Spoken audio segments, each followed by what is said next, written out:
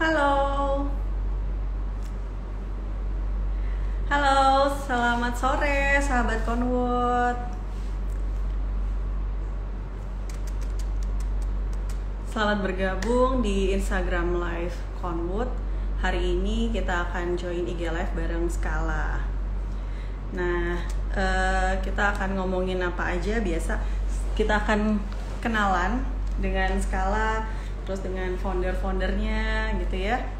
Nah, hari ini juga spesial karena yang akan kita ajak ngobrol-ngobrol dan sharing di Instagram Live hari ini itu bukan hanya dengan satu orang, tapi kita akan ngobrol-ngobrol langsung dengan prinsipalnya Skala, dua orang. Sambil nunggu mereka untuk bergabung. Nah, buat teman-teman di sini yang ingin nanya-nanya mengenai soal desain, terus juga mau tahu tentang produk Conwood seperti apa, bisa nanti jangan lupa tinggal ketik aja pertanyaannya di kolom pertanyaan atau kolom komen di Instagram Live hari ini. Nah, selamat bergabung. Di sini udah ada tim Skala. Aku coba call ya, aku invite ya.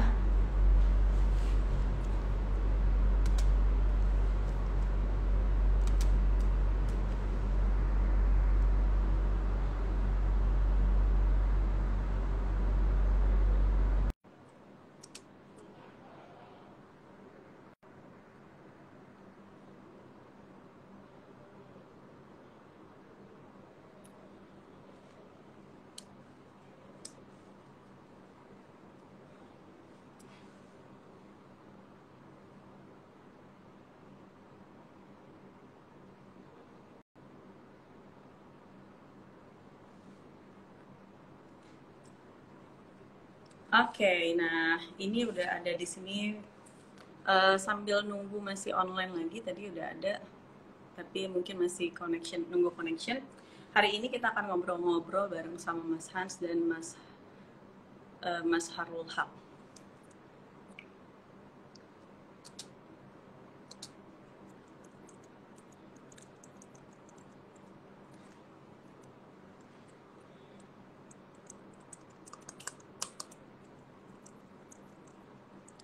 Koneksinya apakah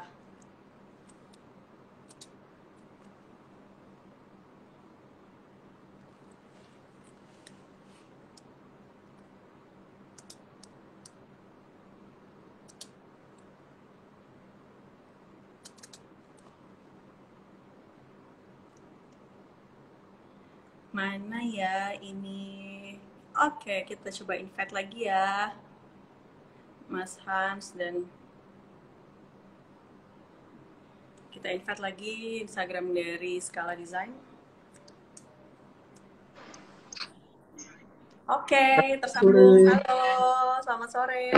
Sore. Salam kenal, Ya, Mas. salam kenal. Terima kasih atas Perkenalkan, undangannya untuk live sama-sama. bareng.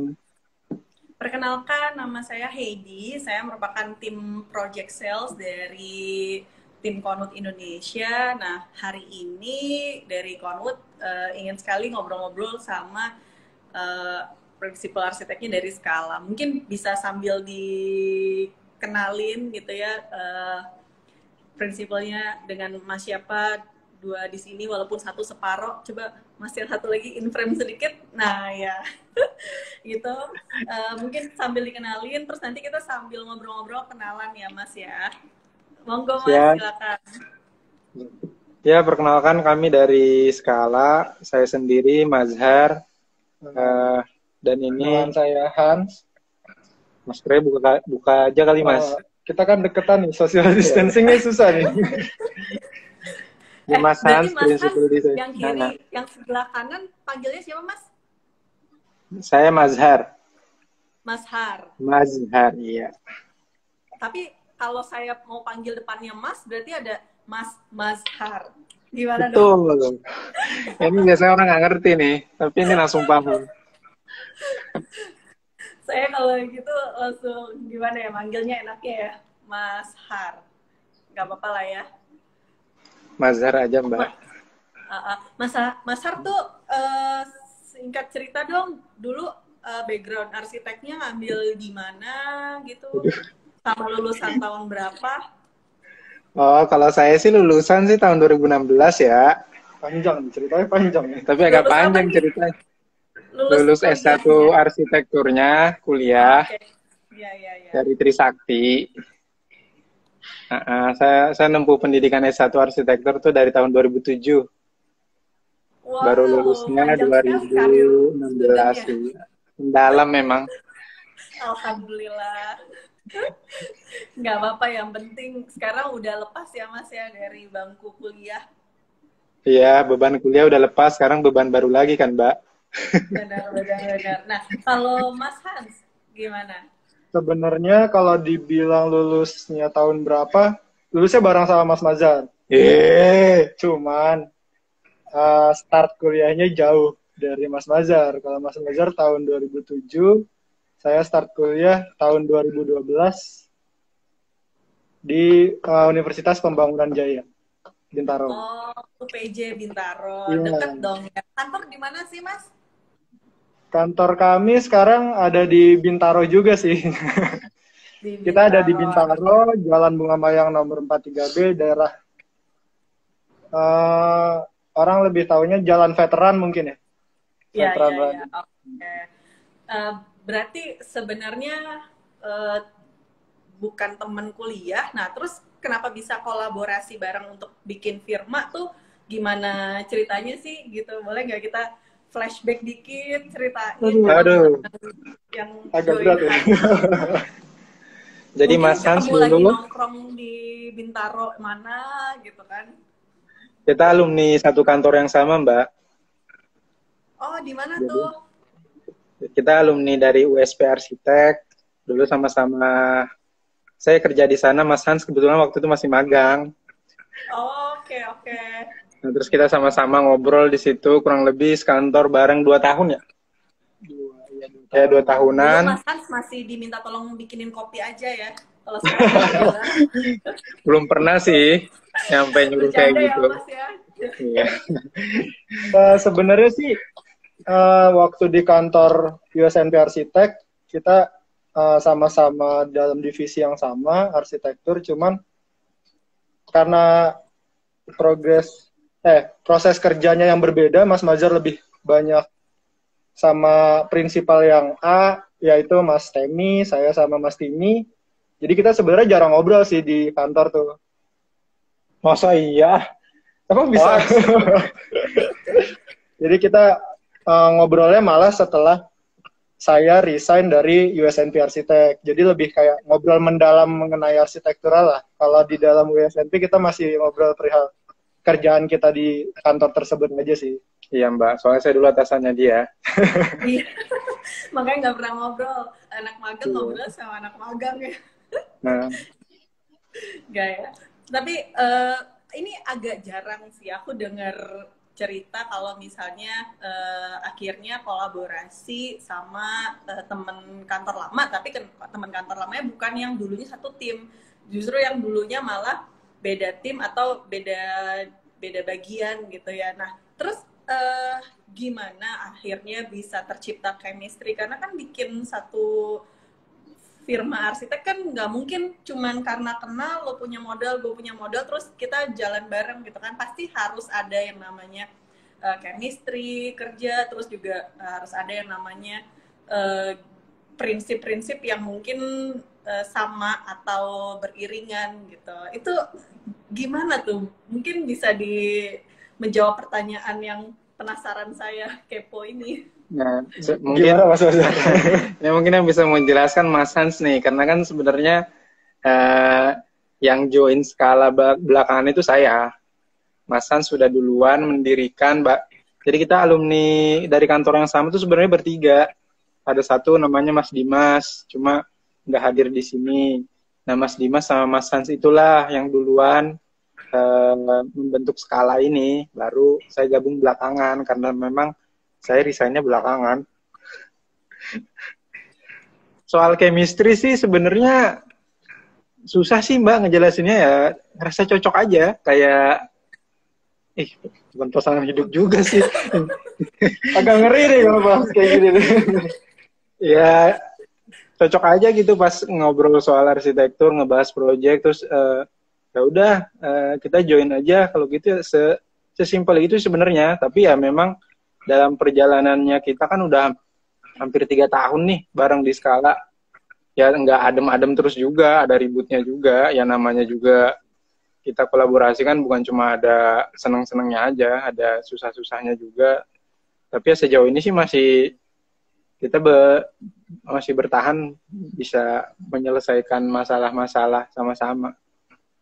Oke, nah jadi sebenarnya berarti duluan Mas Han sama tadi satu partnernya, baru habis itu join Mas Har gitu kan. Nah, kalau skalanya sendiri tuh mulai dibentuknya dari tahun berapa? Terus istilahnya dari sepanjang perjalanan itu, kemudian ada bergabung lagi Mas Har gitu ya.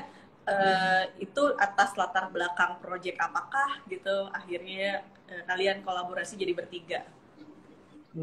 Nah, silakan Mas Hans. Tahun berapa ya? Senior saya. Mas Mazhar 2001. Gue 2018. 2018 ya? Jadi sebenarnya si Skala ini namanya tuh masih dibilang baru sih Mbak. Pertama saya jalan itu dengan nama Balkon. Balkon itu kita mulai di tahun 2016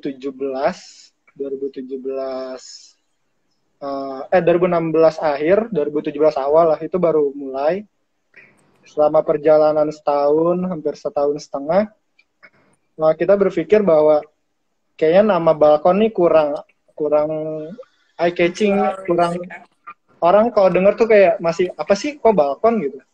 Jadi kayak kita kurang ya.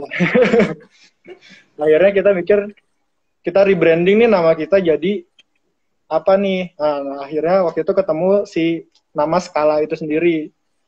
Nama Skala itu sendiri muncul di sekitar bulan September 2018. Nah, di bulan itu sebenarnya secara pekerjaan kita udah lebih banyak mengerjakan saat itu interior rumah. Terus rumah hanya sebagian kecil sama beberapa office.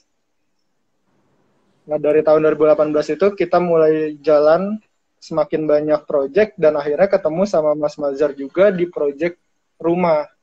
Salah satu pilot project sama Mas Mazhar itu rumah pertama itu ada di Cilengsi sebenarnya. Ya. Cilengsi. Oke, berarti di 2018 akhir ya? 2018 akhir ketemu Mas Mazhar dengan proyek Cilengsi itu. Iya, lanjut proyek rumah di Tangerang. Jadi itu ada beberapa proyek yang bareng lagi. Kita merasa cocok nih cara kerjanya Mazhar, cara kerjanya saya. Karena kan sebenarnya kayak tadi saya info di kantor sebelumnya sebenarnya kita nggak pernah dalam satu tim yang sama nih. Nah, akhirnya kita ketemu di proyek yang sama. Dengan cara kerja yang cocok, chemistry, akhirnya mulai ada, ya udah, saya dan partner saya ngajakin Mas Mazhar, enggak Mas Mazhar sih, Mazhar. Karena saya emang nggak biasa manggil Mas, karena gimana ya, kayak teman satu kantor gitu. Waktu itu maharnya berapa sih? Maharnya apa ya? Jadi Zar, kayak meminta kita cuman Zar, kita gimana kalau kita gabung deh bikin Skala ini bikin lebih gede. Sebenarnya dari cara kerja yang kemarin kita kayaknya cocok deh, menurut lu gimana? Akhirnya sebenarnya dari omongan itu tuh cukup lama sih Mbak Mazhar nih nentuin pilihan. Oke, gue gabung, gue ikut bareng ke Skala itu ada 6 bulan ya? Iya, sejak lamaran 6 bulan lah baru menikah. Jadi prosesnya agak cukup lama sih. Tapi ya ujung-ujungnya kita bisa jalan bareng, terus ya sampai sekarang sih kayak gitu. Oke, nah sebelumnya kalau sebelum gabung di Skala gitu ya, Mas Mazhar ini freelance sendiri atau masih tergabung di kantor sebelumnya? Oh iya, jadi kebetulan memang karena saya kuliahnya kelamaan ya, jadi pas lulus itu langsung diterima kerja di USP Arsitek. Nah di situ saya 3 tahun, itu tempat kerja pertama dan terakhir saya sebelum bergabung di Skala. Jadi memang Oh, oke. belum belum banyak pengalaman bekerja di berbagai tempat sih. Jadi dari 2016 saya lulus, itu udah langsung di USP Arsitek dan selesai di situ ya langsung di Skala ini, menjalankan Skala ini bareng Mas Hans, Mas Dimas, dan partner yang lain. Iya. Nah, berarti kan kalau bisa dibilang ya perjalanannya mungkin masih belum lama gitu ya, dari 2018 ke Ya, 2020. Gimana nih perasaannya atau menurut kalian yang baru membuat firma sendiri, tapi begitu lagi seru-serunya atau istilahnya lagi mulai banyak klien, tiba-tiba datanglah pandemi di 2020 gitu kan, jeng-jeng. Apakah itu cukup menghantam berat ke skala, atau sebenarnya pandemi sebenarnya nggak terlalu impact karena kalian base-nya adalah rumah-rumah yang tetap jalan proyeknya, atau gimana? sebenarnya kalau untuk dampak pandemi sih ada pasti, dan tapi memang sejak pandemi datang itu proyek-proyek yang sudah deal dari sebelum pandemi tetap kita jalankan selama masa pandemi, tetap bisa berjalan. Paling dari kontraktor kita ada sedikit constraint-nya tuh di protokol kesehatan kan, pengurangan orang atau sempat ada peliburan kerja, tapi pengawasan Harus dari rumah semua gitu ya ya kerjanya. dari segi proses konstruksi sih sebenarnya sedikit terdampak ya. Jadi dari beberapa proyek yang kita kerjakan desainnya itu memang untuk deal konstruksinya jadi lebih berkurang, tapi untuk pekerjaan desain sendiri sih masih masih tetap Bisa ada dibilang terus, stabil lah ya ya. stabil-stabil aja kalau pekerjaan desain. Tapi memang konstruksi jadi apa, terdampak juga untuk pengerjaan konstruksinya gitu. Oke, tapi kalau dari kalian gitu ya, kalian lebih prefer untuk WFH atau WFO? WFO, WFO. WFO. Wow, hampir 90 so far survei ini 90% teman-teman arsitek pilih WFO. Kenapa? Mas Hans, Simpelnya sih koordinasi lebih mudah sih. Karena bukan bukannya WFH nggak enak ya, sebenarnya WFH tuh enak ya, kita lebih nyaman juga kerja dengan lingkungan yang bisa kita setting sendiri, ruangan yang bisa kita setting sendiri tanpa harus ada orang lain yang kayak, karena nggak banyak ya arsitek yang kayak area kerjanya tuh nggak boleh diotak-atik. Ada beberapa orang yang pengen walaupun itu berantakan, it's mess, ya bodo amat gitu. Ya harus kayak gitu. Teman kan kalau di kantor nggak bisa, cuma sisi negatifnya adalah koordinasinya agak terlambat sih ya. Kalau dalam WFH. Satu, mungkin ada di rumah, ada yang udah berkeluarga, entah harus anaknya jadi malah ikut nimbrung dulu dan lain-lain. Tapi kan kalau di rumah, kalau di kantor kan, ya kita datang ke kantor untuk work, kita bisa diskusi, kalau perlu secara langsung, dan lebih cepat sih koordinasinya. Iya, sama beberapa proyek kan kalau udah berjalan, kita sebagai desainernya kan harus bertanggung jawab juga untuk memastikan pelaksanaan di lapangan itu sesuai dengan desain yang udah kita buat. Nah itu nggak mungkin kalau kita ngelihatnya lewat video call atau meeting virtual. Memang harus kita ngecek langsung ke lapangan untuk memastikan kualitas pekerjaan sama desainnya itu sesuai yang sudah skala buat. Jadi memang kebanyakan sih setahu saya juga biro-biro arsitek itu mungkin ada beberapa memang yang di awal-awal pandemi mencoba WFH tuh memungkinkan, tapi saya dengar cerita dari teman-teman arsitek yang lain juga ada yang sampai menyesal gitu sempat menerapkan WFH. Jadi ada proyeknya yang nggak kepegang pengawasan desainnya. Jadi dari awal pandemi sampai sekarang sih kita selalu WFO sih Mbak. Tapi memang ya prokesnya aja yang kita akomodasi agar karyawan-karyawan di kantor juga terfasilitasi lah untuk physical distancing-nya, terus jaga jarak dan lain-lain itu kita fasilitasi biar lebih aman lah gitu. Siap. Nah, dari 2020 kan kita ada sempat kayak ngerem mendadak gitu lah ya, banyak benar-benar yang semua kantor harus WFH gitu. Nah, dari 2020 udah terjadi beberapa penyesuaian hingga 2021.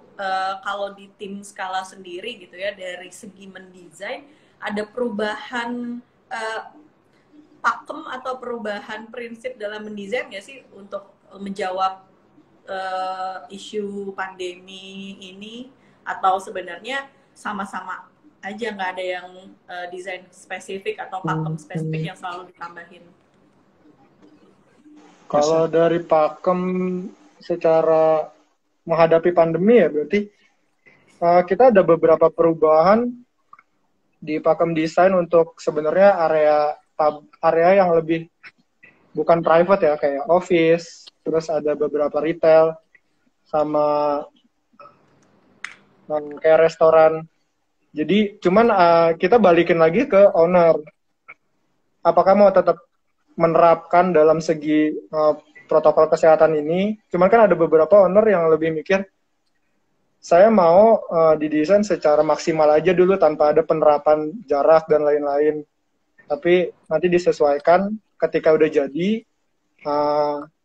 dan masih dalam masa COVID ini, desainnya itu kayak ada alternatif keduanya lah. Ini jaraknya akan jadi seperti ini, tapi untuk kedepannya ketika COVID udah nggak ada, dia pengen punya desain yang tetap full fungsional dalam areanya dia. Seperti itu aja sih. Jadi sebenarnya kalau dibilang pakemnya berubah, enggak. Cuman ada sedikit pergeseran aja sih. Oke, tapi kalau kayak spot untuk cuci tangan atau sanitasi sebelum di entrance tuh diadakan dalam desain atau itu additional aja, tambahan sendiri? Ya sebenarnya ada beberapa project memang, jadi kita sih menganggapnya dengan penambahan area cuci tangan, terus ada kalau misalnya kita mendesain interior office ada divider antar workstation-nya, itu sih sebenarnya nggak terlalu mengubah sampai apa ya, sampai kalau kita bicara mengubah pakem desain ya, tapi memang secara fisik itu terlihat berubah, tapi konsep sama style desainnya sih nggak terlalu berpengaruh sebenarnya, tapi memang secara fungsi ada penambahan karena menyesuaikan dengan kondisi pandemi. Kayak beberapa rumah kita desain tuh tempat cuci tangan di depan itu memang mutlak harus ada karena memang kebiasaannya sudah seperti itu. Tapi kalau untuk pakem-pakem desain yang lainnya sih kayak misalnya pandemi kan sebenarnya orang makin menyadari ya soal sirkulasi udara tuh crossing ventilation tuh penting banget daripada ruang mati yang bukannya cuma satu arah, itu kan lebih beresiko untuk apa ya, beresiko virusnya berputarnya di situ-situ tinggal aja di situ gitu. Padahal kan soal pakem ventilasi udara silang itu tuh udah ada dari lama, cuma memang penerapannya banyak yang nggak pakai gitu karena masalah space berkurang lah atau bagaimana. Tapi di era pandemi ini jadi banyak yang menyadari pentingnya sirkulasi dua arah itu aja sih. Tapi kalau secara fisik sih paling yang banyak berubah itu kalau kita ngedesain office ada penggunaan divider, terus beberapa yang tadinya akses manual untuk membuka pintunya jadi otomatis, terus kita harus menyiapkan spot-spot cuci tangan, hand sanitizer, terus tadinya sanitarinya mungkin yang standar manual bisa jadi yang pakai sensor, tapi secara style design sih kurang lebih masih sama, jadi pandeminya nggak sampai belum terlalu ngefek ke style design sih menurut saya. Gitu. Oke, nah ini agak flashback lagi 2018 gitu, aku jadi ingat waktu koordinasi bareng di satu project. Tes, halo. Sinyal aku agak terganggu ya. Kedengeran nggak suaranya? Iya, Kedengeran. tapi tadi nggak, agak keputus. Tadi sempat nge-lag, iya benar. Iya. Nah, aku ulang lagi ya. Jadi, Conwood tuh awal kenal sama Scala sebenarnya udah dari 2018. Karena waktu itu kita kerjain bareng di proyeknya Tias Mirasih gitu ya. Oh iya, betul. Benar ya? Nah, Benar. mungkin aku penasaran juga, kok bisa sih seorang Tias Mirasih gitu ya kenal sama Scala dan akhirnya pakai jasanya Scala tuh. Ya, putus lagi. Oke. Gimana Mas Mazhar? Lagi ya? Ya, sebenarnya nggak, ya pernah sih dulu kan kerja sama-sama Conwood. Pertama kali Scala itu di proyek rumahnya Mbak Tias ya. Sebenarnya kenal sama Mbak Tiasnya sendiri, saya nggak mau terlalu bahasin terlalu dalam ya, takutnya nanti malah ini privasinya beliau. Cuma memang dia dapat referensi dari temennya itu kebetulan sahabatnya Mbak Tias. Terus kita dipertemukan, kita pitching desainnya cocok. Nah kebetulan memang kan Mbak Tias udah lama kolaborasi dengan Conwood ya, jadi di situ kita juga akhirnya ketemu di project yang pas kemarin kita mengerjakan studio rooftopnya. Sekarang pun sebenarnya lagi nge-refinish studio yang di bawah. Itu kan ada existingnya pakai line flooringnya dari Conwood juga sama wall panel dinding dari Conwood. Itu kemarin sebelum Lebaran kemarin lah kita kerjakan renovasi ringan sih. Tapi di situ memang di rumahnya Mbak Tias banyak banget kayaknya produk Conwood.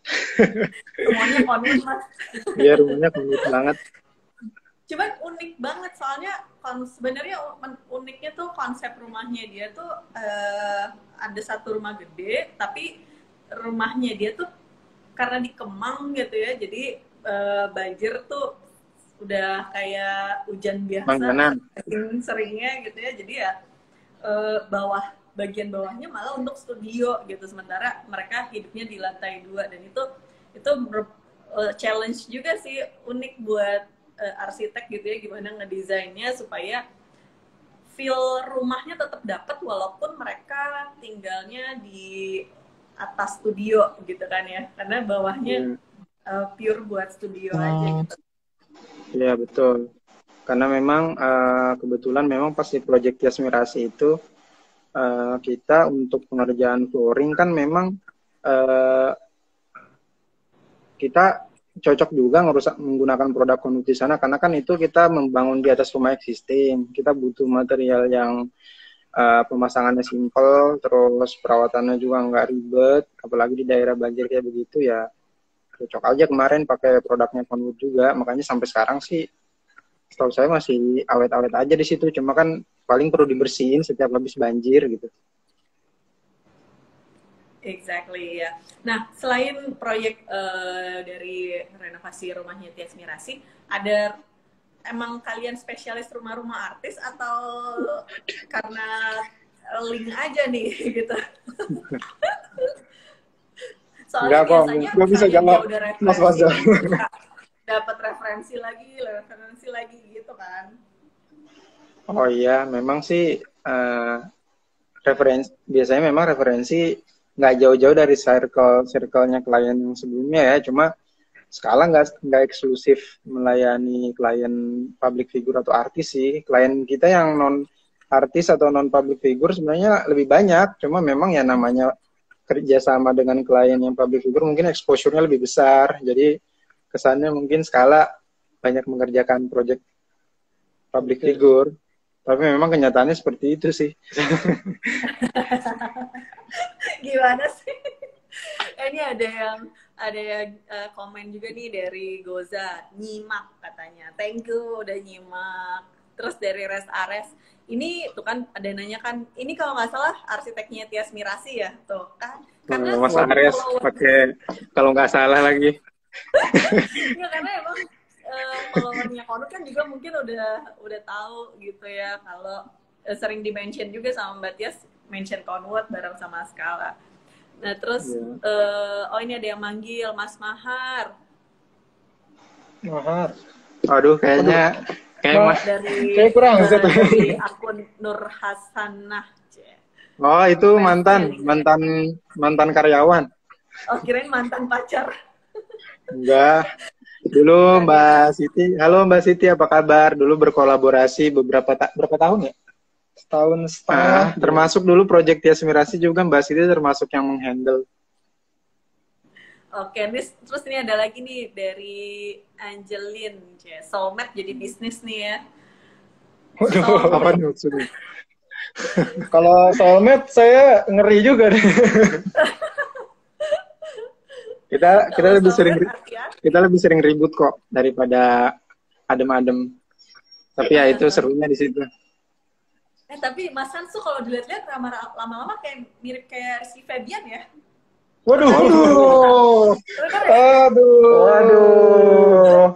Rizky Febian.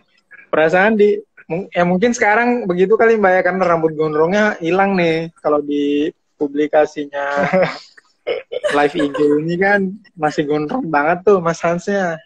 Oh sekarang mirip Rizky Febian. Terus terang saya nggak pernah lihat itu sih Mbak.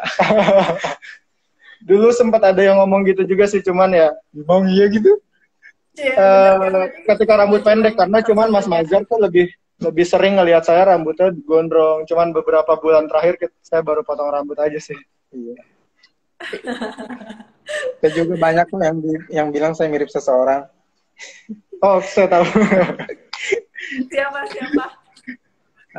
Yao Ming. Yao Ming tinggi banget, enggak lah. Tapi dalam versi meme-nya sih yang dia ketawa. Versi ininya. Nah, ini ada juga yang nyapa dari Akmal. Salam ada apanya. Ini kayak kode nih. Apa sih maksudnya salam ada apanya tuh? Mas Akmal nih juga nih, mantan nih. Alumni Skala juga.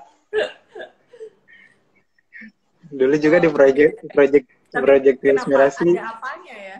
Kenapa ada apanya? Belum tahu. Akmal, Mas Akmal maksudnya apa ya? Bisa diperjelas nggak? Membingungkan.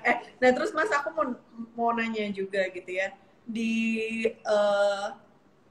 Kalau bisa dibilang kan ya kalian adalah arsitek muda. Arsitek muda itu merupakan benih-benih di mana yang akan membawa desain atau membawa wajah kota atau wajah kota Jakarta gitu ya, akan dibawa kemana. Nah kalau menurut kalian gitu, skala desain tuh temanya atau ide dasarnya tuh lebih ke desain seperti apa sih? Apakah tropis, ataukah kontemporer, ataukah klasik gitu? Kalian mendeklar desain kalian tuh seperti apa sih? Mas Azhar mungkin aja.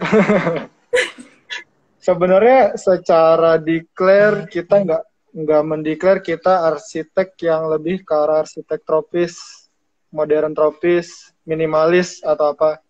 Tapi lebih kita gimana mendesain sebuah ruangan atau sebuah bangunan yang akan ditempati seseorang, dia bisa berdueling dengan apa yang dia inginkan di situ. Jadi banyak desain rumah yang bagus, banyak desain rumah yang kalau kita lihat, wah ini keren, ini bagus. Tapi buat kita keren itu bukan suatu patokan yang wajib keren, tapi keren harus bagus sih. Jadi kita lebih kayak pengen orang yang menempati tempat itu, tinggal di situ, beraktivitas di situ, itu nyaman dan kegiatannya itu bisa tersalurkan semua. Nah, jadi kita nggak akan ngomong desain minimalis itu bisa merangkul semua kegiatan orang loh. Itu belum tentu. Kalau menurut kami, maaf kalau misalkan ada senior yang mau komen, nggak ada. Itu dari kita aja sih. Jadi lebih kayak fungsi dan tujuan ruangan itu seperti apa sebagai pengguna bisa tersampaikan. Nah itu visi desain kita, bukan lebih ke stylenya minimalis atau tropis atau modern sih. Ada tambahan mungkin Mas Mazhar? Cukup. Oke, jadi soalnya gini, kalau aku lihat kadang setiap arsitek kan mereka punya stylenya masing-masing. Tinggal gimana si konsumen itu kayak melakukan research dulu gitu dari portofolio si arsitek itu, sesuai nggak sama si keinginan atau seirama nggak sama si taste desainnya si customer gitu kan. Berarti so far kalau tadi dari penjelasannya bisa dibilang skala sebenarnya tidak mendeklar pakem atau konsep desainnya A, B, C, tapi lebih ke tergantung dari si customer-nya dan konteks lingkungannya gitu ya, bener ya? Betul. Kurang lebih kayak gitu. Nah, ya cuma memang gimana? proyek-proyek kita kebanyakannya masih modern tropis, tapi kalau di luar style itu sih ada juga, cuma nggak banyak. Yang jelasnya kita nggak mengeksklusifkan diri ke satu style. Sambil berjalan kan karena kita juga masih muda, jadi mungkin kedepannya akan ada identitas khusus yang seperti tadi Mbak bilang kan, cuma memang sekarang sih kita masih belum mencari jati diri gitu ya. Masih mencari jati diri, masih mencari jati dirinya melalui tujuan yang tadi sih. Jadi sekarang kita fokus gimana user yang menggunakan jasa desain kita tuh terpenuhi, terakomodasi, nyaman gitu. Untuk stylenya masih kita mungkin bisa di-sharing nggak satu project gitu yang menurut kalian tuh wah ini seru banget nih projectnya, atau kayak ini merepresentasi ide atau identitas dari skala banget. Project apa tuh Mas? Warehouse? Sebenarnya sih yang dari beberapa project ya mungkin yang lebih mendekati representasi kita itu project warehouse. Kenapa? Warehouse itu sedikit cerita, warehouse ini berada di lingkungan yang bisa dibilang padat penduduk ya. Padat penduduk tapi di area yang bisa gampang kemana-mana. Jadi orang tuh akan melihat tempat itu tuh tempat yang cukup eksklusif. Kalau kita ngelihat Ampera tuh kita mau kemana-mana deket ya. Maksudnya mau ke Jakarta Pusat, mau ke daerah anak-anak nongkrong Kemang, Pampol itu deket juga. Terus ke Senayan deket. Nah, warehouse ini punya lahan yang cukup unik, yaitu dengan lebarnya itu cuma 3 meter. Lebar 3 meter, panjangnya itu sekitar 15,7, anggaplah 16 meter. Wow. Dan kecil banget. Ya secara tampak muka sih memang kecil banget memang. Area itu kalau kita masuk, jalannya cuma sekitar 1 meter untuk masuk ke dalam. Cuma yang kita bikin ini menantang dan ini bisa mempresentasikan kita banget itu karena sebenarnya tujuan awal banget skala itu desain itu nggak harus mahal untuk jadi bagus. Nah, di desain warehouse ini bisa tersampaikan hal itu tuh. Jadi desainnya nggak bisa dibilang mahal ya. Ya. Tapi untuk kebutuhannya ini bisa tersampaikan semua, dan kebutuhan ini juga nggak kayak rumah biasa sih warehouse ini. Kebetulan warehouse ini punyanya Kak, boleh disebut nggak sih owner? Boleh. Ya. Sebut inisialnya 4 huruf. Inisial, oke, 5 huruf boleh. 5 huruf. Punya Kak Wanda. Punyanya Kak Wanda. Kak Wanda itu fashion stylist. Jadi di area itu tuh nggak cuma hanya untuk rumah. Lantai 1 tuh kita fungsikan buat living sama kitchen. Untuk lantai 2-nya itu difungsikan untuk wardrobe sama area fitting room. Dan area kamar hanya ada di lantai 3. Jadi Kak Wanda ini memang masih tinggal sendiri dan dia pengen tempatnya itu kayak bisa nampung buat dia kerja juga. Dia bisa buat kalau misalkan ada beberapa kliennya dia untuk datang fitting baju kah, untuk di stylenya buat nanti acara-acara apa, bisa datang ke tempatnya. Nah, dia pengen mengakomodir itu semua. Jadi Wow. kayak semacam hidden gem gitu. Jadi masuk ke gang, kita bisa nemuin benda itu di dalam yang ini harusnya nggak ada di tempat ini loh. Begitu. Kayak gitu sih yang bikin. Penasaran, mau lihat ya Mas ya? Ada di Iya, posting di Instagram nggak? lagi disiapin sama Mas Hans belum Yes, dipublish. kita belum sempat publish juga untuk itu, nanti ditunggu aja deh. Iya. Oke, Soalnya emang baru rampung banget ya. Iya. Kita belum sempat foto secara keseluruhan. Terus ada beberapa foto memang yang kita udah ambil, cuman belum bisa kita publish sih. Iya. Dan salah satu yang bikin berkesan dari project ini itu karena memang jarang-jarang kita itu dapat klien yang eksplorasi desain itu benar-benar diserahkan ke kita gitu. Jadi dia nggak banyak ngasih tour, yang penting dia butuh ruangan ini aja, ruangan ini dari style sama semua diserahkan sama skala. Ditunggu aja Mbak nanti. Merepresentasikan ide kalian, Yes. kalian bisa explore ide di situ tanpa ada banyak interupsi tour Betul. dari klien. Oke. Nah, kalau ditanya lagi nih, kalau ditanya, aku nggak tahu sih ya, project so far yang paling besar yang kalian lagi garap sama kalian tuh pengen banget, atau mungkin bukan kalian ya, maksudnya masing-masing pengen banget ngerjain project A deh. Nah itu mimpi kalian pengen ngerjain atau ngedesain project apa sih?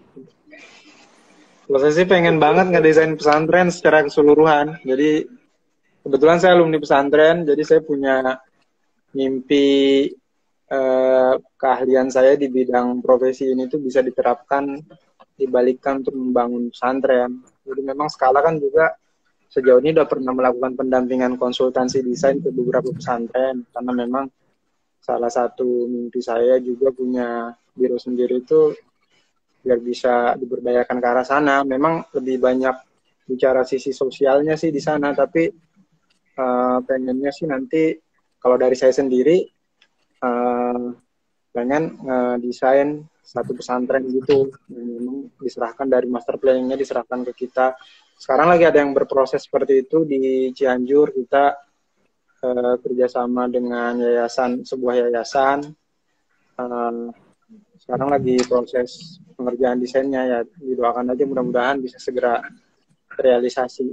Itu sih kalau dari saya, karena saya orangnya emang pesantren banget. Mimpinya udah bentar lagi udah kecapaian sebenarnya gitu ya, tapi masih loading 80%. Nah, kalau dari Mas Hans, mimpinya ingin banget ngedesain apa sih? Rumah sendiri. Sebenarnya sih lebih pengen ngedesain sebuah bangunan yang punya kawasannya cukup luas ya. Dan sebenarnya kalau dibilang sudah mulai terakomodasi, sudah. Itu ada di pesantren yang lagi dikerjain ini. Jadi pesantren ini tuh kita benar-benar mulai dari nol, dari tanah kosong, karena memang pesantrennya mau dimulai dari, karena sebelum-sebelumnya kita mendesain pesantren tuh yang pesantrennya udah ada ya, jadi hanya melengkapi beberapa bangunan, jadi bukan mendesain secara keseluruhan mulai dari master plan-nya lah, ini di daerah ini harus ada bangunan apa seperti apa, temanya harus merujuk seperti apa, tampilannya mau kita ingat seperti apa. Tapi di yang sekarang ini sih udah mulai terwujud karena beberapa desainnya udah sebenarnya udah disetujuin sama klien ya. Kita lagi ngegodok secara detail, terus sambil nunggu proses izin pendirian yayasannya. Jadi kalau pendirian yayasan kan ya saya kurang tahu juga perihal prosesnya seperti apa, jadi cukup lama sih. Jadi kalau dibilang mimpinya mau seperti apa, untuk sekarang sih seperti itu ya.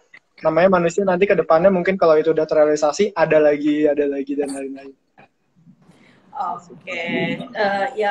Ya alhamdulillah berarti ya mimpinya bentar lagi loading akan terwujud. mudah-mudahan jadi 100% terwujud, bahkan sampai terbangun selesai sesuai dengan harapan dari teman-teman Skala. Terus aku ada yang mau aku tanyain lagi. Sebenarnya kalau misalnya, kalau ini lebih ke branding gitu ya, kalian kan termasuk baru. Nah, terus dalam membangun biro arsitek itu branding atau istilahnya maintain feed di Instagram kalian tuh apakah dilakukan secara khusus gitu ya, sampai dipertimbangkan captionnya dan atau ya berjalan as is aja, sesuai, nggak ada pakem tertentu gitu sih? Nah, sekarang sih untuk situasi yang sekarang ini, salah satu media sosial yang kita maintain terus sekarang tuh salah satunya kan Instagram ya. Apalagi Instagram sekarang udah sangat-sangat interaktif. Jadi kita sebenarnya belum ada tim khusus buat menggarap sosial medianya Skala ya. Sekarang juga untuk konten-konten, karena itu juga nanti bicara identitas dari postingannya seperti apa, masih di-handle langsung sama Mas Hans. Terus untuk captionnya sendiri sih ya kita menceritakan konsep projectnya seperti apa. Jadi mudah-mudahan sih kan Instagram kan pasti yang akses banyak banget ya, mulai dari yang masih muda sampai yang udah tua, kalangan menengah ke atas. Atau ya harapannya sih dengan Skala, selain kita punya website yang memang mungkin website itu kan nggak sebanyak dikunjungi Instagram ya, orang lebih banyak muncul di Instagram ya, kita sampai sekarang juga memaintain Instagram itu harapannya sih biar orang yang ngelihat mungkin bisa mudah-mudahan dapat tambahan wawasan atau ilmu baru dari apa yang kita posting, atau mungkin bisa menginspirasi ide-ide desainer lainnya atau gimana, karena kan memang di dunia desain seperti ini tuh nggak ada yang benar-benar dari nol, pasti ada inspirasi dari yang lama menjadi sesuatu yang baru, diulik dikit, bisa aja 50% sama, atau mungkin samanya dikit banget, cuma ngambil part-part detailnya aja, atau bisa juga mungkin hampir sama banget tapi secara layout beda gitu. Itu sih biar bisa berbagi aja. Aku jadi penasaran, dari tim Skala nih favorit arsiteknya atau idola arsiteknya siapa sih? Waduh. Kalau saya sih yang lokal. Kalau saya yang internasional, kalau saya Tadawando. Kalau yang di Indonesia, Andra Matin. Kalau dari Mas Hans? Gimana ya? Saya banyak yang orang yang saya kagumin sih ya, banyak yang kayak menginspirasi saya juga buat ngedesain seperti apa.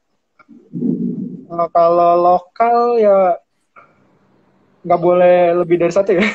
Boleh lah. Tapi nggak boleh. Dua. Kita kayak nawar gitu. Sebenarnya kalau lokal lebih kayak Mas Aang, Pak Andra Matin ya, terus satu lagi sama itu Yoriantar. Ya dua desainer yang sudah sangat terkenal di Indonesia, walaupun desainnya sangat berbeda ya. Saya mengaguminya dalam hal yang lainnya juga sih. Udah pernah ketemu belum? Oh sering. Cuman mungkin beliau nggak familiar dengan muka saya, Mas. Oh iya. Familiarnya sama. Terus kalau internasional, saya suka sama desainnya Rem Koolhaas sama Tadawando. Oke, ya.